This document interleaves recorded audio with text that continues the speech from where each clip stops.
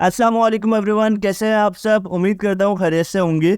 एक और पार्ट आ चुका है नेक्स्ट.जेएस का। पहले पार्ट के अंदर हम लोगों ने कुछ बेसिक और इम्पोर्टेंट कॉन्सेप्ट क्लियर किए थे। नाउ अभी थोड़ा और एडवांस लेवल पे जाएंगे हम लोग। इन पार्ट को कंप्लीट करने के बाद फ्रंट एंड और बैक एंड दोनों वेबसाइट बनाएंगे, ठीक है। लेकिन मैं आपको ये भी बता देता हूँ कि नेक्स्ट.जेएस एक हमारे पास जावा स्क्रिप्ट की तरह काम करती है, यानी कि कुछ फंक्शंस हमें प्रोवाइड करती है, जैसे कि कंपोनेंट्स हो गए, आपके पास राउटिंग होती है और काफ़ी सारी चीज़ें आपको ये प्रोवाइड करता है, ठीक है। वो सब हम पढ़ते जाएंगे। और एंड में टेलविंड सीएसएस भी इम्पोर्टेंट है। मैं आपको बार बार कह चुका हूँ कि नेक्स्ट.जेएस सिर्फ हमारे पास जावा स्क्रिप्ट वाला काम करता है, जबकि टेलविंड सीएसएस जो है वो हमारे पास एचटीएमएल और सीएसएस वाला काम करेगी। तो एचटीएमएल और सीएसएस को भी साथ लेकर चलना ज़रूरी है, मतलब टेलविंड सीएसएस को भी साथ लेकर चलना ज़रूरी है, ठीक है। तो आप सबको पता है कि एक एक वीडियो दोनों की आ चुकी है। टेलविंड सीएसएस की इंस्टॉलेशन है, अगर इस वीडियो को देख लोगे तो आपको इंस्टॉलेशन करना आ जाएगी, ठीक है। नाउ इस वीडियो को देखने के बाद आपके सारे बेसिक के कॉन्सेप्ट क्लियर हो जाएंगे, जो कि ये पार्ट 1 है। नाउ पार्ट 2 अभी आ रहा है, अपलोड हो रहा है, तो उसको भी देखोगे तो फिर आपके तकरीबन ऐसा हो जाएगा कि आप फ्रेंड। सो बस आखिरी बात ये है कि आप जितनी भी वीडियोस को देखोगे हर वीडियोस को लाइक जरूर करना है और साथ में चैनल को सब्सक्राइब करना ना भूलना और बेल आइकन को भी प्रेस कर देना ताकि वीडियो की अपडेट्स आपको आती रहे। सो इंट्रो यहाँ पर खत्म करते हैं और अपने कोड की तरफ चलते हैं। ये हमारा फोल्डर था नेक्स्ट.जेएस का। इसके अंदर आएंगे हम लोग, माय ऐप का फोल्डर ओपन करेंगे और यहाँ पर ओपन विद कोड कर लेंगे। नाउ यहाँ पर हम टर्मिनल ओपन करेंगे और टर्मिनल ओपन करने के बाद वहाँ पर npm run dev की कमांड चलाएंगे ताकि हमारे पास ये ब्राउजर पे रन हो। नाउ ये कंपाइलिंग चल रही है, जैसे ये कंप्लीट रन हो जाएगा उसके बाद मैं आपको दिखाता हूँ। आप सब देख सकते हो कि प्रीवियस क्लास के अंदर मैंने आपको कंपोनेंट, प्रॉप्स, लेआउट और फाइल स्ट्रक्चर के जरिए काफी कुछ सिखाया था और मैंने आपको दिखाया था कि रेहान और अली प्रिंट करवाए थे प्रॉप्स और कंपोनेंट का यूज करते हुए, ठीक है। नाउ आज हमारा पहला टॉपिक है राउटिंग।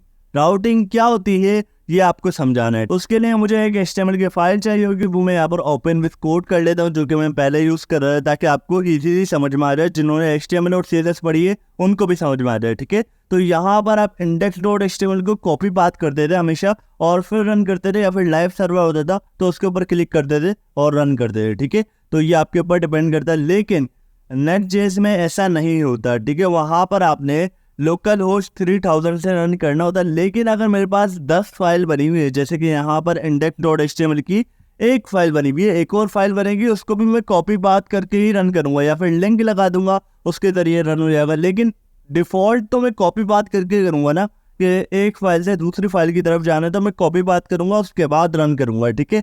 तो यहाँ पर कॉन्सेप्ट अलग है, मतलब यहाँ पर फाइल बनाने का तरीका भी अलग है और यहाँ पर राउटिंग का तरीका भी अलग है। यहाँ पर पहली बात तो ये कि कॉपी पाथ नहीं होता, ठीक है। मैं इसको बंद कर देता हूँ टर्मिनल को। तो यहाँ पर एक बात क्लियर कर देता हूँ कि जब भी आप लोग कोई भी फाइल बनाने जाओगे पहले आपने फोल्डर बनाना पड़ेगा। जैसे SRC ऐप बना हुआ है उसी तरह आपने एक फोल्डर बनाना पड़ेगा, उसके बाद उसके अंदर फाइल्स बनेगी। तो इसके अंदर एक फाइल बन चुकी है page.tsx, ठीक है। हर फोल्डर में एक फाइल बनेगी page.tsx की बस, और उसके अलावा फिर आप दूसरा फोल्डर बनाओ और उसके अंदर फाइल बनाओ। लेआउट की फाइल कभी भी रन नहीं होती, ना CSS की फाइल डायरेक्ट रन होती। फेविकॉन एक इमेज है और फॉन्ट आपने बताना है कि ये जो हमने इंटीग्रेट किया हुआ है मैंने आपको समझा दिया था, ठीक है। लेकिन हमारे पास जो रन हो रही है फाइल वो सिर्फ एक ही page.tsx, ठीक है। तो एक और फोल्डर बनाएंगे, उसके अंदर भी एक फाइल होगी और जितने भी फोल्डर हम बनाते जाएंगे उसके अंदर एक एक फाइल होगी, जो कि हमारे पास कुछ इस तरह वर्क कर रही होगी। जैसे हमारे पास index.html है, यहाँ पर मैं बना देता हूँ about.html। अब है तो ये डिफरेंट फाइल, लेकिन यहाँ पर कॉन्सेप्ट अलग है। ये about.html बना रही है, यहाँ पर कॉन्सेप्ट ऐसा है कि पहले आप बनाओ फोल्डर। फोल्डर बनाया मैंने about के नाम से, और उसके बाद ये कह रहे हैं कि इसके अंदर जो फाइल होगी वो होगी page.tsx के नाम से, ठीक है। तो उम्मीद करता हूँ आपको फोल्डर बनाना आ गया होगा। एक फोल्डर में यहाँ पर बना देता हूँ। एक बात याद रखें कि जब भी आप फोल्डर बनाएंगे किसी भी फाइल के लिए तो आपने उसका पहला वर्ड कैपिटल रखना। जैसे कि अबाउट का फोल्डर है, यहाँ पर अबाउट, ठीक है, ए मैंने कैपिटल रखा। नाउ इसके अंदर एक फाइल बना दूंगा page.tsx की, ठीक है। तो ये मैंने यहाँ पर बना दी। नाउ इसको देखते हैं। देखो दो फाइल सेम हो गई, लेकिन फर्क क्या है, फोल्डर का फर्क। ये SRC फोल्डर में और ये है अबाउट के फोल्डर में। नाउ इसके अंदर कोई ना कोई कोड करेंगे, लेकिन जो भी कोड करेंगे उसके अंदर हमने एक्सपोर्ट भी करना पड़ेगा, क्योंकि ब्राउजर पे दिखाना है हमने। तो एक्सपोर्ट करेंगे, कंपोनेंट बनाएंगे पूरा एक, और उसके बाद हम जो है पूरा कोड करेंगे, ठीक है। तो एक्सपोर्ट डिफॉल्ट, दोबारा एक कंपोनेंट बना रहा हूँ। इसका स्ट्रक्चर बहुत आसान है, कुछ इतना मुश्किल नहीं है, ठीक है। फंक्शन और उसके बाद फंक्शन का नेम अबाउट, ठीक है। अबाउट के बाद हमारे पास सिंपल ब्रैकेट और उसके बाद कर्ली ब्रैकेट, ठीक है। ये हो गया हमारे पास यहाँ तक। अब रिटर्न करेंगे कुछ ना कुछ। रिटर्न करने के बाद एक और सिंपल ब्रैकेट, उसके अंदर हम लोग डिव बना देंगे, एक पेरेंट टैग, और उसके बाद हम लोग इसके अंदर H1 के अंदर कुछ ना कुछ लिख देंगे, यानी कि अबाउट पेज। ये हमारे पास हो चुका है, ठीक है। अब इसको हम राउटिंग के अंदर यूज करेंगे, यानी कि फाइल बनाने का तरीका मैंने आपको दिखा दिया कि कैसे हम लोग नई फाइल्स बनाएंगे। इसी तरह अगर मेरे पास 10 फाइल बनानी है तो पहले उनके फोल्डर बनाऊंगा और उसके अंदर फाइल का नाम क्या होगा, page.tsx। फाइल नेम सेम हो कोई फर्क नहीं पड़ता, लेकिन फोल्डर बनाना जरूरी है, ठीक है, क्योंकि हम लोग राउटिंग भी फोल्डर के नेम के जरिए ही करते हैं, ठीक है। अब देखो, अक्सर लोग गलती ये करते हैं कि वो फंक्शन के नेम के जरिए राउटिंग कर रहे होते हैं, ठीक है। फंक्शन से राउटिंग नहीं होती, फोल्डर से होती है। अब मैं दिखाता हूँ यहाँ पर। अब जैसे कि आप लोग देख सकते हो यहाँ पर कोई राउट नहीं है, ये सिर्फ लोकल होस्ट 3000 लिखा हुआ है, यानी कि जो हमारा लेआउट के बाद जो page.tsx था वो वाला पेज खुला हुआ है, ठीक है। हमारा जो अबाउट वाला पेज है उसके ऊपर लिखा आएगा अबाउट पेज, ठीक है। उसके ऊपर लास्ट में लिखा होगा अबाउट पेज, क्योंकि हमने प्रिंट करवाया वहां पर, ठीक है। तो अब राउटिंग कैसे वर्क करती है, हमेशा मैंने आपको बताया था कि जहां भी आप खड़े होगे, अभी मैं कौन सी फाइल पे खड़ा हूं, मैं खड़ा हूं page.tsx लेआउट वाली पे। यहाँ पर मैं, ये जो है हमारे पास page.tsx, यहाँ पर मैं खड़ा हूं, जो कि मैंने पिछली क्लास में आप लोगों को सिखाया था, ठीक है। अब मैंने यहाँ से निकल के यहाँ पर जाना है, ठीक है।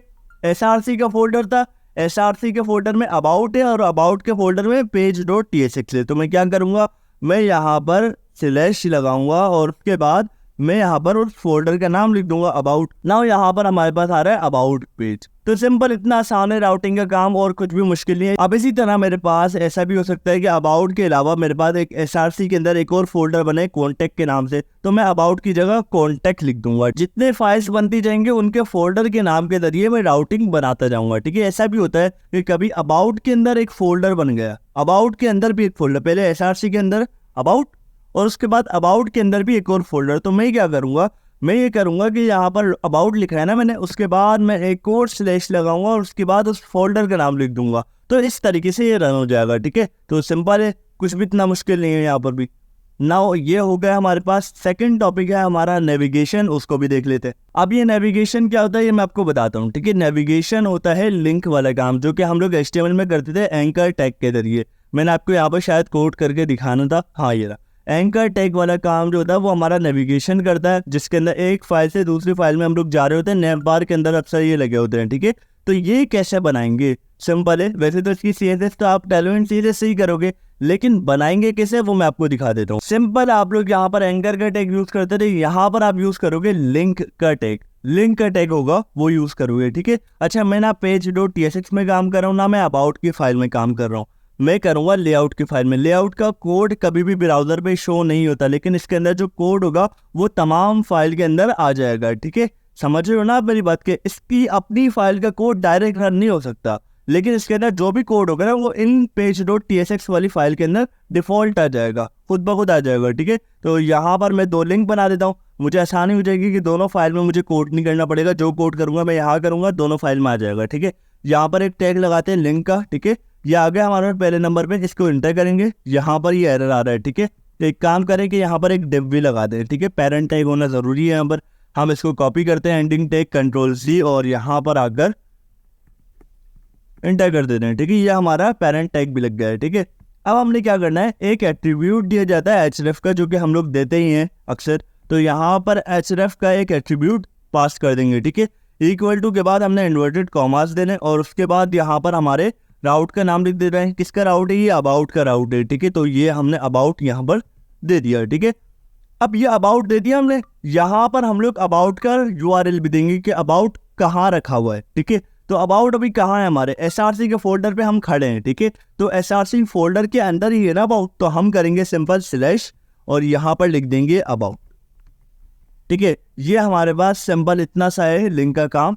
स्लैश के जरिए मैंने आपको बताया था कि हम लोग सर्चिंग का काम करते हैं, ठीक है। स्लैश करेंगे और उसके बाद फोल्डर का नाम लिख देंगे, फाइल का नाम लिखने की जरूरत नहीं है, ठीक है। और यहाँ पर हमारे पास ये काम होगा, एक और फोल्डर बना लें ताकि आपको अच्छी तरीके से समझ में आ जाए। यहाँ पर SRC पे मैं क्लिक करूंगा और यहाँ पर फोल्डर के ऊपर मैं दोबारा एक और कॉन्टैक्ट का फोल्डर बना लूंगा, और यहाँ पर फोल्डर बनाऊंगा एक कॉन्टैक्ट के नाम से, और उसके अंदर मैं एक और page.tsx रख लूंगा और उसके जरिए फिर काम करेंगे। page.tsx बना ली मैंने एक और उसके अंदर में अब एक और जो है मैंने वो लगाना होगा पूरा फंक्शन कंपोनेंट, तो उसको यहाँ से कॉपी करेंगे सिंपल, और कॉन्टैक्ट में आकर Ctrl+V कर देंगे, ठीक है। नाम चेंज कर देंगे, कॉन्टैक्ट रख देंगे, ठीक है। यहाँ पर कॉन्टैक्ट, अच्छा फंक्शन का नाम मैटर नहीं करता क्योंकि अभी हम लोग फोल्डर के जरिए राउटिंग और नेविगेशन करते हैं, ठीक है। यहाँ पर कॉन्टैक्ट पेज रख देंगे, ठीक है, ताकि शो हो जब कॉन्टैक्ट का पेज आ जाए, ठीक है। स्पेलिंग मिस्टेक है थोड़ी सी, ये हो गए हमारे पास सही, बस कॉन्टैक्ट बहुत है यहाँ पर। अब इसको रन करेंगे, कैसे होगा, लेआउट की फाइल में एक और लिंक बनाएंगे कॉन्टैक्ट का, ताकि दोनों फाइल पे, कॉन्टैक्ट की फाइल पे भी, अबाउट की फाइल पे भी और ये होम वाली फाइल पे भी दोनों लिंक शो हो, ठीक है। Ctrl+C करेंगे क्योंकि हम तो लेआउट वाली पे काम कर रहे थे, तो तीनों फाइल्स में हमारे पास ये शो होगा डिफ़ॉल्ट। यहाँ पर Ctrl+V और यहाँ पर हमने सिंबल कॉन्टैक्ट को लिखना है। कॉन्टैक्ट हमारे पास देखना है कैपिटल में, पहला वर्ड जी कैपिटल में कॉन्टैक्ट लिखा मैंने यहाँ पर, और उसके बाद यहाँ पर मैं इसका नाम लिख दूंगा जो कि होगा हमारे पास आउटपुट। तो सिंपल आप लोग देख सकते हैं ये हमारे पास फ्रंट पेज है जिसके अंदर हमारे पास अली और रेहान लिखा हुआ है, ठीक है। और ये दो लिंक है हमारे पास, CSS नहीं है तो आपको इस तरीके से शो हो रहे हैं, ठीक है। लेकिन अगर मैं इसके ऊपर क्लिक करता हूँ अबाउट के ऊपर, क्या मैं अबाउट के पेज पर जाऊँगा, चेक करते हैं, ठीक है। मैं अबाउट पे क्लिक करता हूँ और ये देखो यहाँ पर अबाउट का पेज ओपन होगा। मैंने बताया था राउट आता है, यहाँ पर हम अबाउट लगाएंगे तो अबाउट का पेज ओपन हो जाएगा, ठीक है। तो ये अबाउट के पेज पे आ गया और ये देखो यहाँ पर अबाउट और कॉन्टैक्ट दोबारा शो हो रहा है क्योंकि मैंने तो सिर्फ लेआउट के ऊपर काम किया था। ये तीनों फाइल्स के ऊपर शो होगा जो भी काम लेआउट के अंदर होगा। और दूसरी चीज़, अब मैं कॉन्टैक्ट पे जाऊँगा, अबाउट की फाइल से, अबाउट की फाइल में हूँ, कॉन्टैक्ट पर जाऊँगा और यहाँ पर मैंने कॉन्टैक्ट पे क्लिक किया, ये कॉन्टैक्ट पर आ गया और यहाँ पर लिखा हुआ आ रहा है कॉन्टैक्ट, ठीक है, यानी कि कॉन्टैक्ट की फाइल में मैं आ गया। ना मैं वापसी अबाउट पे जा सकता हूँ। इसी तरीके से आप ये लिंकिंग बना सकते हो, ठीक है। ये होती है नेविगेशन सिंपल। आप लेआउट की फाइल में कोई भी नेव बार रख दो, कोई भी फुटर रख दो अपना बनाकर, और उसके बाद वो तीनों फाइल्स के ऊपर शो होगा विद लिंकिंग। जो भी आप एनिमेशन वगैरह लगाओगे उसके साथ ये आपको शो हो जाएगा, ठीक है। ज़्यादा मेहनत नहीं करनी पड़ेगी, ठीक है, बहुत ईजी है। भी ना आपको राउट पढ़ा दिया मैंने, नेविगेशन पढ़ा दिया ना। अभी जो इम्पोर्टेंट है वो है Tailwind CSS। मेरे ख्याल में आप लोगों को Tailwind CSS सीखने में ज़्यादा टाइम देना चाहिए ताकि आप लोग एक अच्छी सी वेबसाइट बना सको। Next.js हमारे पास बैकएंड के लिए बनी है ज़्यादातर, और बैकएंड हमारे पास बहुत बेहतरीन किस्म का बन सकता है इसके ज़रिए, ठीक है। तो बैकएंड पढ़ने में मज़ा आएगा, लेकिन फिलहाल हमारा फ्रंट एंड में तो सारा काम है Tailwind CSS का, ठीक है। तो फिलहाल अभी क्या करते हैं, हम लोग थोड़े बहुत बेसिक कॉन्सेप्ट क्लियर करते हैं, लेकिन नेक्स्ट पार्ट में जो हमारा आएगा Tailwind CSS का, उसके अंदर हम इसको मिलाकर एक वेबसाइट बनाएंगे ई-कॉमर्स की। तो उसको ज्वाइन करना ना भूलना, और साथ में व्हाट्सएप चैनल का लिंक डिस्क्रिप्शन में दिया गया है, उसे भी ज्वाइन कर लें, और टेलीग्राम का लिंक भी दिया गया है, उसको भी ज्वाइन। नेक्स्ट टॉपिक है हमारा इमेजेस का। इमेजेस कैसे लगाएंगे वो भी हम कर लेते हैं कि एक लेआउट के पेज पे इमेज लगाता हूँ जो कि सारी फाइल्स के ऊपर शो हो जाएंगी, ठीक है। कोई ना कोई हम AI की इमेज उठा लेते हैं और वो लगा देंगे, ठीक है, AI इमेज। और यहाँ पर इमेजेस में आते हैं, कोई भी इमेज हम यहाँ से उठा लेंगे, और जैसे कि ये हो गई, इसको यहाँ से सेव करके मैं अपने उस फोल्डर में रख दूँगा, ठीक है। इसको सेव करके मैं इस फोल्डर में डाल दूँगा, और हमारे पास जो है यहाँ पर SRC के फोल्डर में, ऐप के फोल्डर में, यहाँ पर अबाउट, कॉन्टैक्ट और फॉन्ट्स के अंदर मैं यहाँ पर इसको सेव कर दूँगा, ठीक है। अब मैं आऊँगा कोड के ऊपर, और उसके बाद मैं देखूँगा मेरे पास एक इमेज होगी ये, ठीक है। इसको मैंने यहाँ पर लेकर आना है। वो कैसे लगाऊंगा मैं, सिंपल है, कुछ भी इतना मुश्किल नहीं है, वही इमेज का तरीका है जो आप इमेज लगाते थे ना। यहाँ पर हमारे पास एक इमेज आ चुकी है mypage.jpg के नाम से। यहाँ पर हम अबाउट की फाइल में आएंगे और यहाँ पर आकर इसका कोड रन करेंगे। सिंपल, आपने इसके लिए एक इमेज का एंडिंग टैग बनाना होता है, ठीक है, यहाँ पर इमेज लगाने के लिए, ठीक है। इमेज का एक एंडिंग टैग बनाएंगे और उसको यहाँ पर हमने एंड कर दिया। थोड़ा सा एक मिस्टेक है, सारे अल्फ़ाबेट स्मॉल होंगे, बस पहला अल्फ़ाबेट कैपिटल रहने दें, ठीक है। यहाँ पर एंटर करें और इसको जो है अब हमने SRC देना है, ऑल्टरनेटिव टेक्स्ट देना है, और विड्थ और हाइट देनी है। तीन चीज़ हमने देनी होती है इमेज के अंदर, और ये हमारी इमेज तैयार हो जाती है, ठीक है। सिंपल, आपने SRC कैसे देना है, SRC इंटर करना है आपने इक्वल टू, और यहाँ पर आपने सबसे पहले लगाना है कर्ली ब्रैकेट। कर्ली ब्रैकेट में आपने रिक्वायर का वर्ड यूज़ करना है, रिक्वायर, और ये हमारे पास सेकंड नंबर पे ही आ गया था वायर। और उसके बाद आपने एक सिंपल ब्रैकेट लगाना है ना, उसके बाद आपने सिंगल कोट लगाना है, और उसके बाद आपने डायरेक्ट डॉट डॉट करना है 2 बार, और उसके बाद स्लैश, और यहाँ पर आपके सामने फाइल्स आ जाएंगी। ये पूरा स्ट्रक्चर है, ये देख लें, और उसके बाद इस तरीके से काम कर लीजिएगा। यहाँ पर हमारे सामने myJPEG आ रही है, इसको हम इंटर कर देंगे। अब इसका ऑल्ट टेक्स्ट लगाना है जो कि ज़रूरी है इसके अंदर, ऑल्टरनेट टेक्स्ट, वरना आपको एरर आएगा, ठीक है। ऑल्टरनेट टेक्स्ट के अंदर आप यहाँ पर लिख दो AI इमेज, ठीक है, मैंने यही लिख दिया, आपको जो लिख दो जो आपकी इमेज हो, ठीक है। और आपको पता ही है क्या होता है, मुझे बताने की जरूरत नहीं ना। ना यहाँ पर आएगा विद आपने यहाँ पर दे देनी है 100, जो भी आप देना चाहो 500 दे दो, जो भी देना चाहो, मैं 500 दे रहा हूँ, ठीक है ना। यहाँ पर देनी है आपने हाइट भी जो भी आप देना चाहो वो दे सकते हो, ठीक है। यहाँ पर विद आ गई, हाइट आ गई, टेक्स्ट आ गया और SRC आ गया, ठीक है। अब इसको देखते हैं इमेज को हमारे पास रन हुई या नहीं हुई, ठीक है। ये हमारे सामने इमेज आ गई है। अब इसको हम अपनी साइज के मुताबिक बड़ा और छोटा कर सकते हैं। सब कुछ आपके सामने, बहुत इजी मेथड है, कुछ भी इतना मुश्किल नहीं है इमेज लगाने के लिए भी।